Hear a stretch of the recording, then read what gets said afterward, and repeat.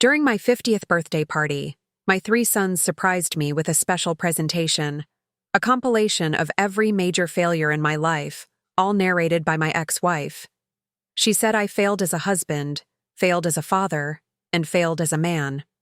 She claimed she left me because I couldn't satisfy her in any way. The video ended with them announcing they were legally changing their last names. Everyone laughed while I sat there in shock. I simply thanked them for coming and walked out. This morning, my phone wouldn't stop buzzing with desperate messages. Look, I'm not really a social media person. My oldest son, Salvador, set up this Reddit account for me years ago, and I barely use it. But I need to get this off my chest because it's 5 a.m., my phone is blowing up, and I honestly don't know what to do. I turned 50 last week. Half a century of busting my ass, paying bills on time, and trying to be a decent guy. I've never made a big deal out of birthdays, but 50 felt worth celebrating. For context, I've been divorced from Bernice for 8 years, 19 years of marriage down the drain when she decided I wasn't exciting anymore. Whatever. Water under the bridge. We have 3 sons, Salvador, 29, Franklin, 26, and Damien, 23. The boys sided with her during the split. I guess that's normal. They were teenagers, and she was always the fun parent while I was the one saying no to expensive sneakers and staying out late. I tried to keep relationships with them, but it's been tough. Birthday texts, Christmas calls, occasional lunches that feel like job interviews where I'm always failing. Anyway, Salvador called 3 weeks ago saying they wanted to throw me a surprise party for the Big 5-0. It shocked me.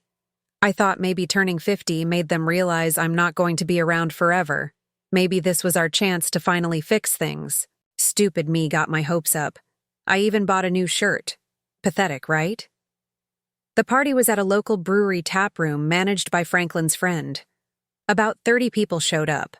Old buddies, cousins, co-workers, my sons and their friends. Bernice came, too, which should have been my first warning, but I thought maybe she was just being civil for the boys' sake. I was actually having a decent time the first hour.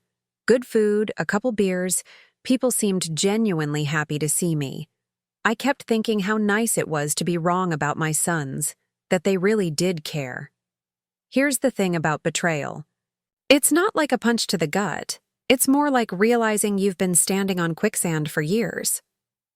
Around 8 p.m., Salvador tapped his glass and said they had a special presentation. The lights dimmed. They pulled down a portable projector screen. I expected some cheesy slideshow of old photos like most milestone birthdays. What I got instead was a 20-minute video titled The Failures of Eugene Wilson, A Lifetime of Disappointment, narrated by my ex-wife like a documentary voiceover. Eugene Wilson, failed husband, failed father, failed man, complete with photos of every mistake I've ever made. The used car I bought that broke down in 3 months, the promotion I didn't get, the camping trip ruined by rain, the half-finished deck I never completed because I worked 60-hour weeks. But that wasn't even the worst part. Bernice went into explicit detail about our intimate life, in front of everyone. She talked about how I couldn't satisfy her, how that was the real reason she left, and how she'd been faking it for years.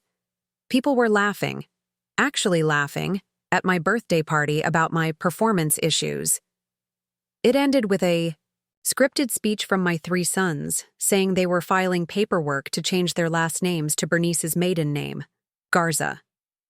Salvador actually said, and I remember it word for word, "We'd rather have no father than one who never showed up when it mattered." I sat there frozen. The room was half awkward silence, half nervous laughter, everyone staring at me, waiting for me to break down or explode. I've spent my whole life being the guy who doesn't make a scene, so I didn't. I stood up, thanked everyone for coming, and left. I drove home, sat in my empty house, and stared at the wall until sunrise. That was Saturday night. It's now Thursday morning, and my phone hasn't stopped buzzing since Monday. Turns out they need my signature on forms for the name change. All 3 of them plus Bernice are calling, texting, messaging me on Facebook. Even Salvador's wife, Erica, called pretending to be concerned about my emotional state, though I know she just wants me to sign those papers. Franklin left a voicemail yesterday calling me childish for ignoring them. Childish? I'm childish for not helping the kids who publicly humiliated me? The same kid who called me at 2 a.m. last year, begging for money because he owed guys from a poker game, the one I bailed out without questions. That kid calls me childish. Maybe they're right. Maybe I was a terrible father. I wasn't perfect. I worked too much, missed games, but I paid for everything. Every doctor visit, every pair of shoes, every college application fee. I helped Salvador with his down payment when Bernice said she couldn't. I've been paying Damien's tuition even after the divorce settlement didn't require it past 21. I've been there with my wallet open every time they needed something. But apparently, that means nothing.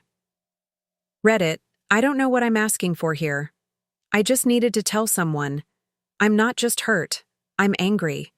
For 8 years, I've been swallowing my pride, trying to make peace. For what? So they could ambush me in front of everyone I know? My buddy Vic says I should just sign the papers and be done with them, cut them loose. My cousin thinks I should try to talk to them, find out where all this hate is coming from. But honestly, I don't feel like doing either. I've spent 50 years being the reasonable one, the compromiser, the forgiver. What has it gotten me? A highlight reel of failures narrated by the woman who threw away our marriage for her CrossFit instructor. Oh yeah, forgot to mention that little detail earlier. So here I sit again, phone buzzing. This time it's Damien, probably calling, to tell me how disappointed he is that I'm not helping them erase the last connection they have to me. They think I'm weak, that I'll cave like always. But something snapped in me when I walked out of that brewery. Something changed. They don't know what I know about each of them. They have no idea who they're dealing with now. I'm turning off my phone and taking a drive. I need to think because, for the first time in my life, I'm not going to do what's expected of me. Update 1. Holy crap, I never expected my last post to blow up like this. Over 2,000 comments. My notifications were crazy for days. Thanks to everyone who sent supportive messages and advice. Sorry I couldn't reply to all. My old Samsung can barely open Reddit without overheating. It's been almost 3 weeks since that disaster of a birthday party. Many of you asked if I'm okay or if I've talked to my sons. It's complicated. I'm not sitting around crying into my cereal every morning if that's what you're wondering.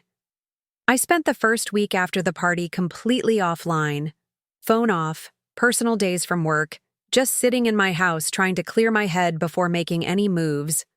I'm not impulsive, never have been. Maybe that's what Bernice meant when she called me boring in front of everyone. Whatever. Here's something I didn't explain before. Despite all their talk about me being a failure, all 3 sons have been financially dependent on me in ways their mother doesn't even know about. Salvador, my oldest, the one who planned that entire humiliating slideshow.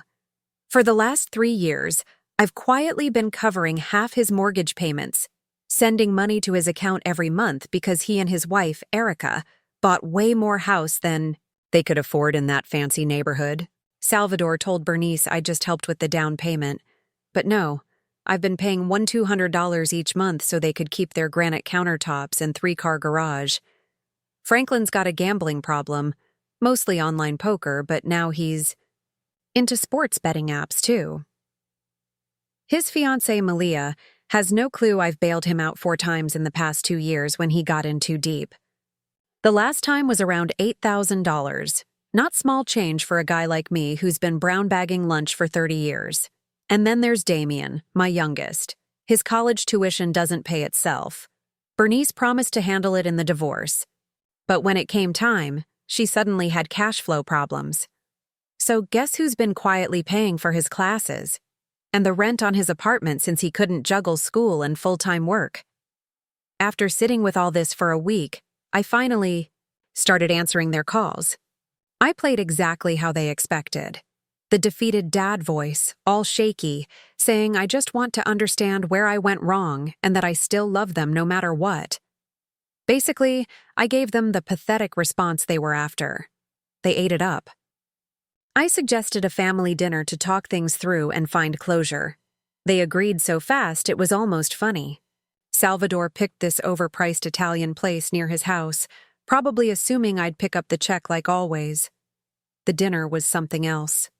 I showed up looking like a mess, hadn't shaved for days, wore a wrinkled old shirt, the whole sad sack routine, and wow, you should have seen how smug they all looked.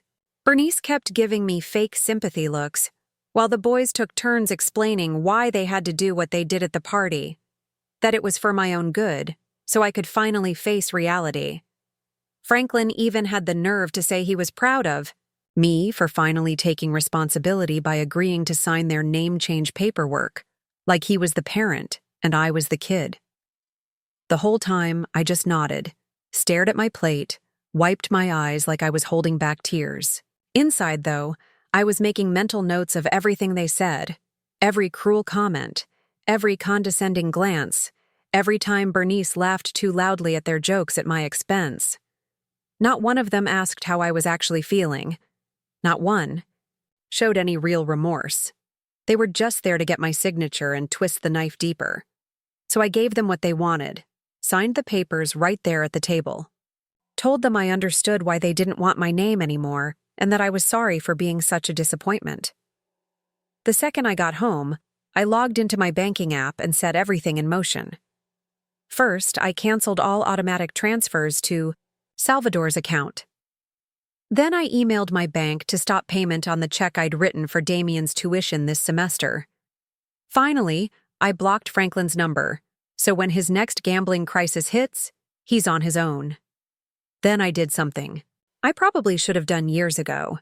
I went through my emails and found all the messages from Franklin asking for money to cover his gambling. Screenshots of betting accounts, Venmo transfers labeled poker bailout. I put everything into a folder, created a new email address, and sent it all to Malia with the subject line, "What your fiancé isn't telling you." That was 3 days ago. Since then, my quiet little life has turned into something straight out of a reality show. Salvador called 13 times yesterday after his mortgage payment bounced, left a voicemail screaming about how the bank sent a notice and his credit score is going to be ruined. Apparently, Erica is losing it because they're hosting her family reunion next month and might lose the house. Not my problem. Damien got an email from his university about unpaid tuition and an outstanding balance. He's been blowing up my phone with texts, switching between guilt trips and threats. Sorry, kid. Should have thought about that before. You helped make a video calling me a failure in front of all my friends. But the real fireworks are Franklin and Malia. She came over yesterday, crying, showing me all the emails, asking if they were real. I didn't have to lie, just nodded. Apparently, she's called off the engagement and moved back in with her parents. Franklin left me an unhinged voicemail at 2 a.m., calling me every name in the book, saying I ruined his life and betrayed his trust. The irony is totally lost on him. Bernice has been texting nonstop, demanding I fix this mess because the boys are in crisis. She even wrote that I need to stop being petty and think of the family. The audacity of this woman who narrated my sexual shortcomings in front of 30 people. The thing is, Reddit, I don't feel bad. Not even a little. For 8 years, I've been their ATM while they treated me like garbage to my face. They thought they could humiliate me and I'd just take it because I always have. They were wrong. I'm not done yet either. This was just phase 1. I have more planned. Nothing illegal or violent, just more consequences for their actions. They thought I was a doormat. I'm not. I'm the floor about to drop from beneath. Them. Had to share this update because so many of you sent supportive messages. It feels good to finally stand up for myself at 50. Guess you can teach an old dog new tricks after all. Finally, an update.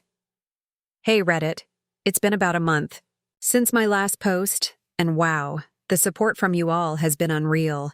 My notifications have been a dumpster fire, but in a good way. Some of you even sent me DMs with advice on navigating Reddit, which this old guy really appreciates. I've been reading everything on my lunch breaks at work between my cracked screen and dodgy Wi-Fi. Look, I know some of you thought I was too harsh in my last post. That whole cutting off financial support thing got mixed reactions. One person called me a boomer revenge fantasy, which made me laugh. Not gonna lie, I'm not even a boomer. I'm Gen X, but whatever. Some cheered me on, others said I should take the high road. But here's the thing about the high road. Sometimes it just gives people a better angle to spit on you. The aftermath of Phase 1 was interesting. Salvador's mortgage situation got even messier. Turns out they were already behind on payments before I stopped helping. The guy's been living beyond his means for years and blaming everyone but himself. He actually showed up at my house unannounced last Wednesday with some story about Erica being so stressed she needed medication because of their finances. Like that's my fault. Franklin's life is an absolute mess since Malia got those emails about his gambling. She's completely done with him, changed her relationship status on Facebook, and posted some cryptic quote about trusting your instincts with a bunch of red flag emojis. Franklin's been couch surfing at friends' places and drunk texting me at 3 a.m. Real classy stuff like calling me a pathetic old man who'll die alone. This from the guy who lost $25,000 on fantasy football last season. Damien got put on academic probation because he couldn't register for classes with his unpaid balance. He even had the nerve to email my boss trying to get me in trouble, sent some rambling message saying I'm mentally unstable and neglecting family.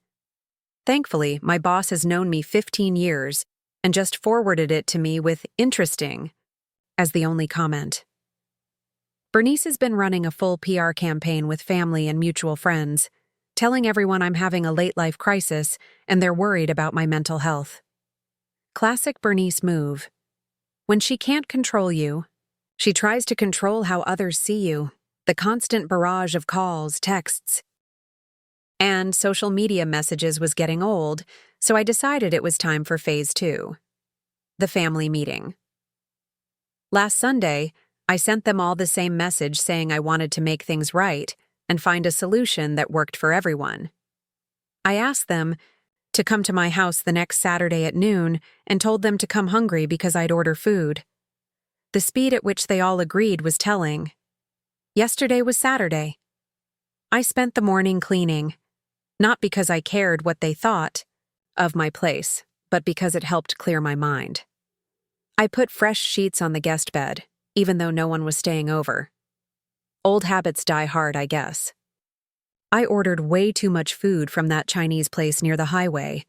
Everyone's favorites: Salvador's beef and broccoli, Franklin's General Tso's, Damien's crab rangoon, and even Bernice's favorite hot and sour soup. It cost me almost $100 with delivery fees and tip, but it was worth every penny for what was about to happen. They all arrived within 10 minutes of each other. Bernice was first, 20 minutes early as usual, probably hoping to get me alone. The boys showed up right at noon. The tension in my living room was thick enough to cut with a knife. They all looked terrible. Salvador had dark circles under his eyes. Franklin clearly hadn't shaved in days. Damien looked like he'd lost weight. Bernice was put together as always, but I could see the strain around her eyes. I played the gracious host, handed out plates, served drinks, made small talk about the weather. They were all clearly impatient, waiting for me to bring up the money. Franklin kept checking his phone every 30 seconds. Salvador was tapping his foot anxiously. Damien barely made eye contact. Once everyone had food, I said I had a special presentation to share with them. The look that passed between them was priceless, a mix of confusion and worry. I pulled out my laptop, connected it to the TV with that HDMI cable I never seemed to figure out on the first try, and hit play. It was their birthday presentation. To me, the whole humiliating video they'd shown everyone at my party. I'd asked Salvador's friend, who runs the brewery, to send me a copy, claiming I wanted it for memories. The audio was crystal clear. Bernice's narration about my failures, the boys' scripted speech about changing their names, the audience laughter, all of it.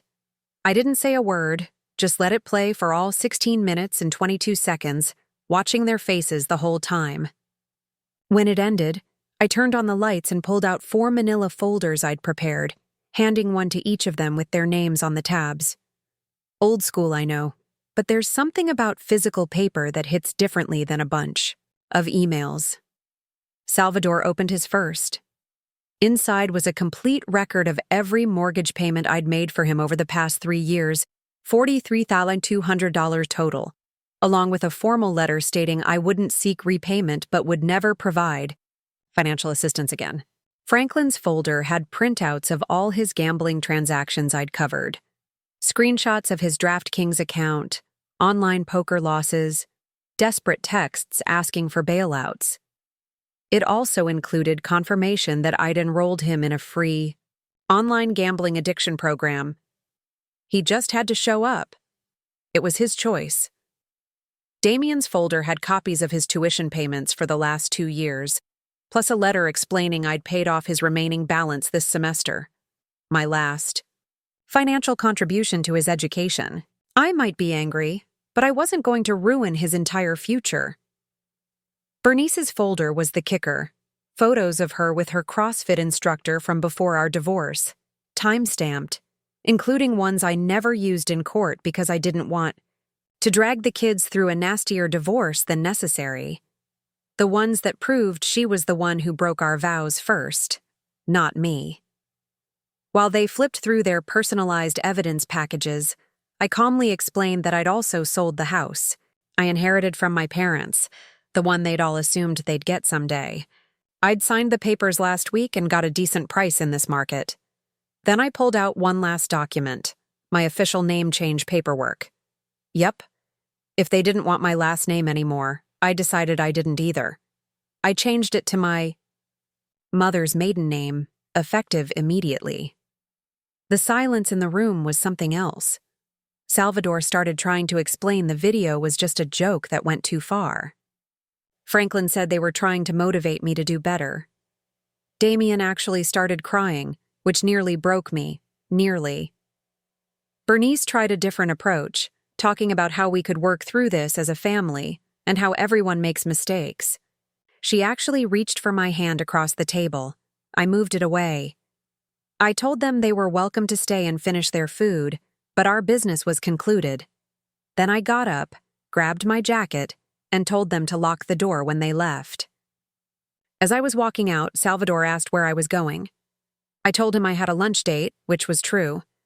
I've been seeing this woman named Audrey for a couple of weeks now. I met her in a Facebook group for hiking enthusiasts over 40. She's divorced too, has grown kids who actually respect her, and we're taking things slow. It's been 24 hours since then. My phone has been unusually quiet, just one text from Damien asking if we could talk privately sometime. I'll probably say yes eventually. He's the youngest, and most likely just following his brother's lead. Reddit, I'm not saying I handled everything perfectly. I'm not saying cutting off my own sons doesn't hurt like hell. But for the first time in 8 years, I feel like I'm not just somebody's ATM or emotional punching bag. I've got a trip to Yellowstone planned next month. Always wanted to go, but never did because Bernice thought camping was beneath us. For my 51st birthday next year, I'm celebrating alone by choice, and something tells me it'll be the best damn birthday I've had in decades.